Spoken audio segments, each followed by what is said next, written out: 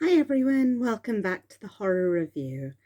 We're going to have a look now at a film from 1932 called White Zombie. Now I've been requested to do this by a good friend of mine, so this one's for you, Jackson Haley.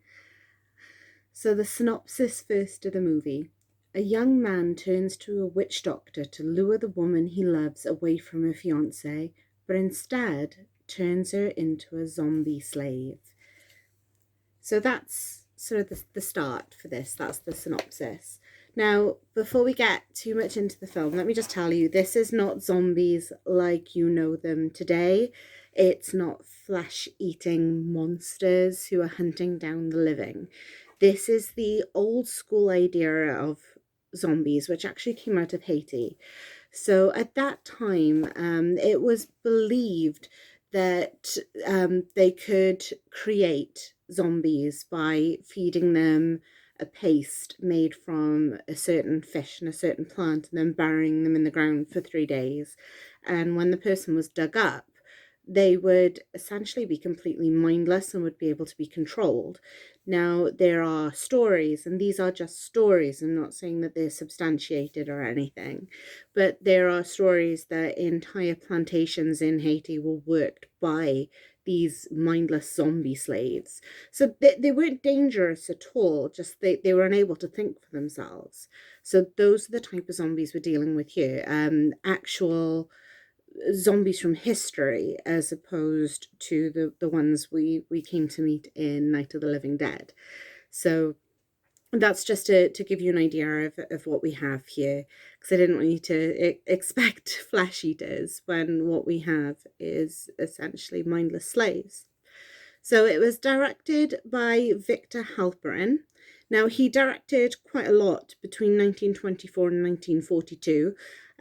Along with White Zombie, he also did Revolt of the Zombies, Supernatural, and I Conquer the Sea. The main players of this movie, so the main acting talent here, we've got Madge Bellamy, who was in Fugitives and The Great Hotel Murder. We've got Joseph Cawthorne, who was in Scatterbrain and Hot Money. We have Robert Fraser from 40 Thieves and The Tiger Woman, and the pièce de résistance of the film, Bela Lugosi, who is most famous for his portrayal of Dracula, but he was also in Bride of the Monster and The Wolfman. Now, just a little bit of trivia for you if you didn't know, Bela Lugosi was actually buried in a Dracula costume. Now, if you heard people talk about it, they've probably told you he was buried in his Dracula costume. That's incorrect, but it was a Dracula costume, including the cape. So that's how much he loved the part. He was buried dressed as Dracula. In this, sadly, he isn't Dracula. He's actually the I don't know what they'd call him. I think in it they call him the voodoo priest, which isn't correct because historically speaking, it wasn't voodoo priests that would create these zombies. In fact, it's a voodoo priest you would have gone to have the curse, if you like, lifted and to have your loved one back. So that's maybe a little bit wrong, but that's kind of what they do with this. Now, what the one thing I would like to stress is this film came out in 1932, so you're not going to get any sort of massive special effects or things like that. It's all based on actual acting skill and setting the tone, which this film does really well. It's very expressionist, so it's all about the expression, it's all about the gestures, it's all about the play of shadows. There's a real simplicity to this film that I think is what gives it its charm. Um, Bela Lugosi himself is completely hypnotic in it. Now, he normally is anyway. He is a very good actor for conveying expression. A lot of this film feels overacted, but I think that is to get it across properly. So there's a lot of focus. When you're watching it, you'll find it focuses a lot on Bela Lugosi's eyes. And he does a lot of the big eye movement. So, you know, when he's ordering his zombies to do something, you'll get a close up of his eyes and he'll be all, and it's good in a way. It these days, I think if they tried to do that in a film, it would feel like it's being hammed up and it's a bit cheesy. But you've got to remember this was done in 1932, so they had to bring focus to it somehow. And I think that was a really good way of them doing it. The music, in parts, is quite discordant, which is a good thing because it causes the viewer to feel uneasy, and that's what you need with this. It gives it a good sort of tempo change, and it does get to you a little, which is fantastic. I think that if you try and compare it to the films that are made today, the film hasn't aged well. But if you take it as what it is, a horror movie classic, it's a really, really good film, and it's a good example of early horrors. I do believe, and please correct me if I'm wrong, but I believe this is the very first Hollywood movie to ever feature zombies.